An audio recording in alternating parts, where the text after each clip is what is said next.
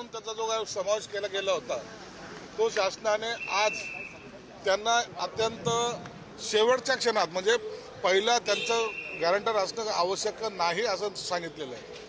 मुळामध्ये सर्वात महत्त्वाचा जो निर्णय झालेला आहे की NSFDC किंवा इतर महामंडळाकडून जे कर्ज पुरवलं जातं त्या कर्जामध्ये शासनातर्फे जी हमी दिली जाते त्या हमीसाठी 5 वर्षाची मुदतवाढ देण्यात आलेली आहे.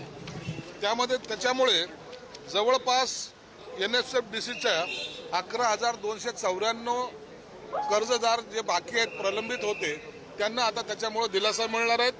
तसंच NSKFDCचे जो आमच्याकडे 30,119 प्रकरण प्रलंबित होते त्यांनाही आता आम्ही कर्ज देण्यासाठी मुक्त झालेलो आहोत. त्यांनाही सुद्धा या योजनेचा लाभ होईल. अत्यंत या दोन्ही गोष्टी शासनानं आज कॅबिनेटमध्ये मंजूर केल्यात. मला वाटतं यामुळे सर्वसामान्य घटकातील मागासवर्गीय घटकातील इतरांना त्याचा लाभ होईल. पालकमंत्री पदावरून नाही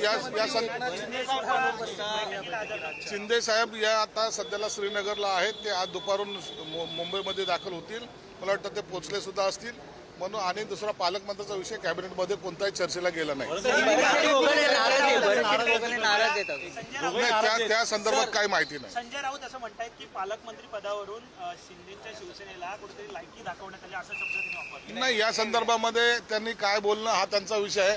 पण तो याचा सर्व निर्णय मुख्यमंत्री आणि दोन्ही उपमुख्यमंत्री मला वाटतं 1-2 दिवसात घेतील. इमारती होत्या ठाणे परिसरामध्ये एकनाथ शिंदे यांच्या नगरविकास खात्याने त्यावर दंड जे आहे तो माफ केलेला आहे आणि आता आरोप केला जातोय की कुठेतरी ठाण्यातल्या अनधिकृत इमारतींना एकनाथ शिंदे अभय देत आहेत, मेहरबानी करतात. सर्वसामान्य हिताचा जर निर्णय असेल तर त्यामध्ये निर्णय घेण्यास काही हरकत नाही असं आमचं सरकारचं मत आहे. म्हणून त्याच्याबद्दल शिंदे साहेबांनी जर निर्णय घेतला असेल तो योग्यच असेल. तर आजच्या बैठकीमध्ये पालकमंत्री पदासंदर्भात चर्चा झाली नाही असं संजय शिरसाट म्हणालेले आहेत. ज्याकडे खरं तर सगळ्यांचं लक्ष होतं की आजच्या बैठकीत या संदर्भात नेमकं काय घडतंय, मात्र त्याबाबत चर्चाच झाली नाही असं शिरसाटांचं म्हणणं आहे.